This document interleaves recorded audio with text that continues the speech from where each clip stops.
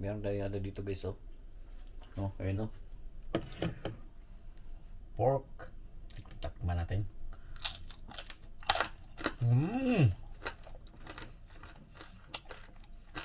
Sarap.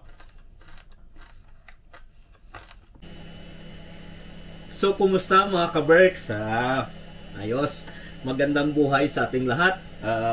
Samahan nyo ako sa aming kusina. Kasi meron ako dito mga ka-Berks. Meron ako pork belly. I-try natin na iluto ng iba namang style. Kasi normally, pag ako nagluto niyan, talagang yung pork belly lechon, lalagyan ko ng palaman, saka ko i-steam, tapos saka ko siya i-air fry. But this time, meron tayo ditong tubig. Papakuluan ko siya ngayon para maiba naman.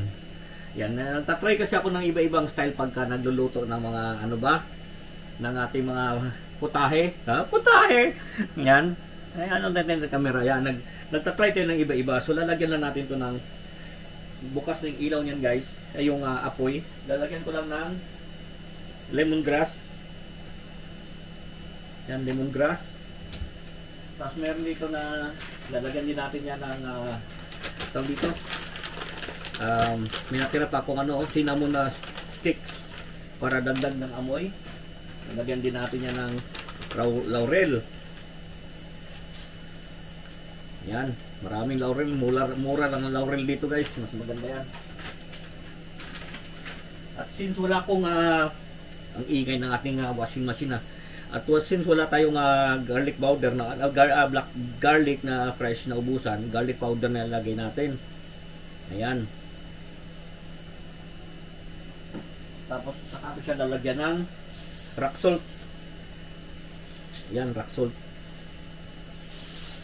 Rock salt lang yan, rock salt. Sea salt pala, sea salt. Sea salt, rock salt, pares lang yan, di ba pala? No? Tapos saka natin lalagyan din ng konting maupaubos natin black pepper, guys, oh. Ayan. Tapos patis. Lalagay ko yung patis dyan, guys. Kasi na-try ko nung nakaraan ako nilagyan kong patis yung pork belly. Ang sarap. Lalagyan natin ng konti. Kasi nanunuot niya yung ng patis ba. Tapos saka ko in air fry. So ito, haluin lang natin. At bago takpan, bago natin ilagay itong pork belly, pakukuluan natin to. So, hintay lang natin kumuloyin, guys. Yan. Yan ang ating bagong style ngayon sa pagluluto ng ating, tawag ito, pork belly lechon. Na after that, napakuluan, air fry lang. So, yan. Abangan nyo kung paano tingnan natin kung ano pala yung magiging kalabasan nito mamaya. So, alam nyo itong guys, cookware na to. Pag nag-click-click ng ganyan, alam mo na kumulo na yung ating tubig. So, ilalagay natin ang ating, hinaan ko muna yung apo, ilalagay natin yung pork belly. Bango! Yan. Lalagay natin. Wow! Kasi mas marami dinamihan ko na to, guys, kasi mas gusto ng mga bata yung ganito naka-air fry lang. Pero last time nga, yung niroll ko, yung parang lechon na belly. Pero this time, try ko naman na nakaganyan ang luto. Bago natin para maiba naman ba? Para masubukan natin lahat. Siyempre, nagluluto tayo. Para sa sunod, pagka alam na natin kung saan yung masarap, di ba? Mas maganda mag-experiment tayo lagi na luto. Pero siyempre, pag nagluto ka, sayaw lang lagi para masarap. Ganun ka. Ganun ba? Ganun. Lakasan ulit natin, guys. Tapos hintay lang natin ng 45 to 1 hour. Siguro pakuluan or depende 30 minutes. Kasi mga pork dito sa madaling luwambot. So 30 minutes titingnan ko pala. Tapos pag hindi, pabuti natin ng 1 oras na pinakuluan yan.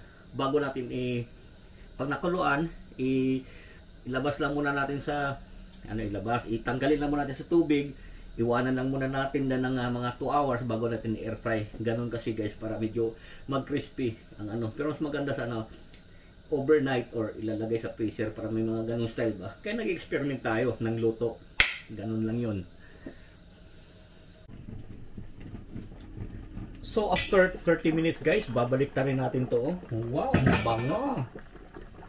Babalik ta rin natin siya, guys. Uy, dumikit.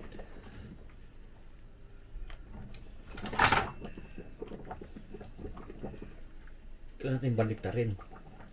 Parang siguro nga mga 1 hour natin ano ito pakuluan. Nam-nam na yung mga bata dito. Gusto kasi lang ligay nila pagka ganito ang ulam dry. Hindi sila mahilig sa sabaw itong mga junakis natin ba.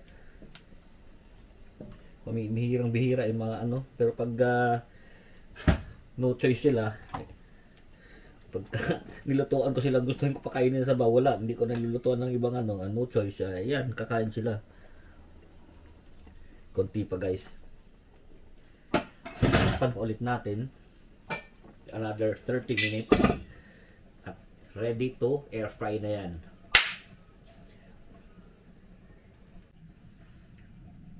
So after 1 hour guys, ayan na siya oh.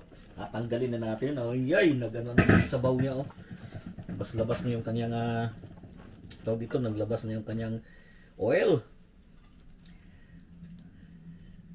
I-off na natin pala muna guys, i-off na natin. At ilipat natin dito sa ilipat natin yan. At palalamigin muna natin bago natin i-air fry. Uy.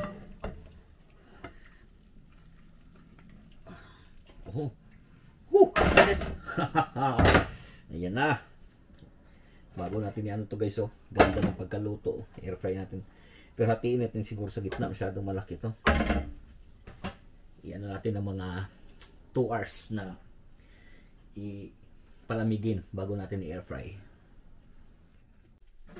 May mga mahabang balahibo guys.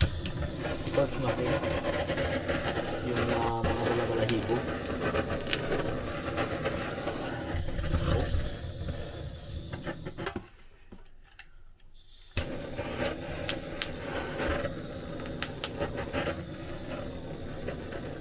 Natin. Ayan. So dahil gutom na yung ating mga junakis guys, ganyan ano, iluto ko na lang tong kalahati kasi hinati ko siya. Kahit hindi pa masyadong malamig kasi si palamig talaga dapat yan. Iluto ko na lang muna kasi gutom na sila. Lagyan natin ng black garlic powder, konting asin kasi natimpla naman na yan. At black pepper bago natin i-air fry.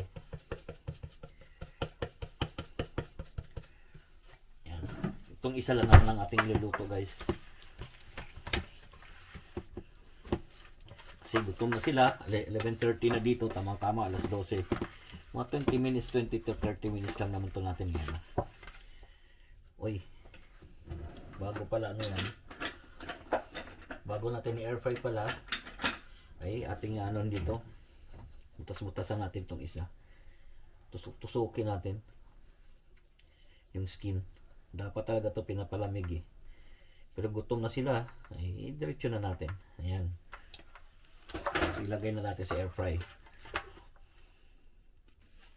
So yun na siya guys, ilagay natin sa air fryer para hindi air fry, air fryer.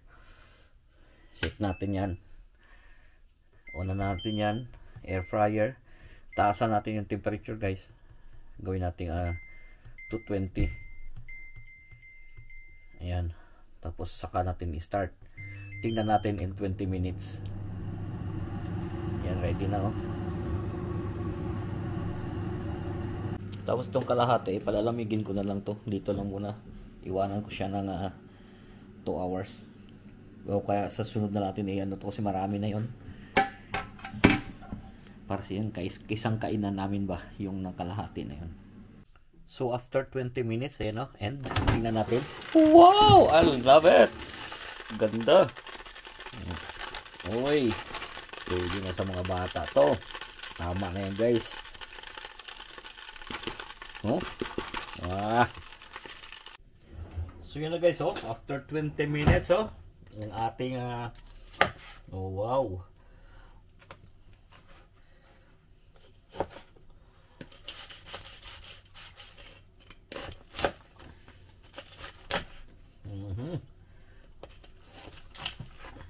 Gutom na kasi yung mga bata kasi kulang pa sana to pero gutom na sila eh. Pwede na yan guys. Suabe, juicy. Gutom na yung mga junakis kasi.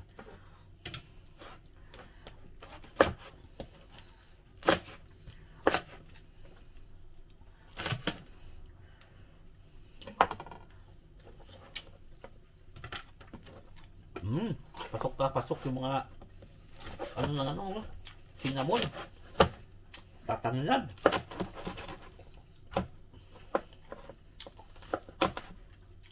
Sarap.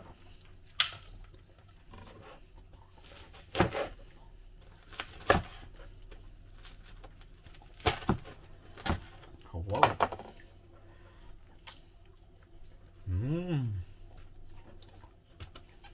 Ayos, perfect.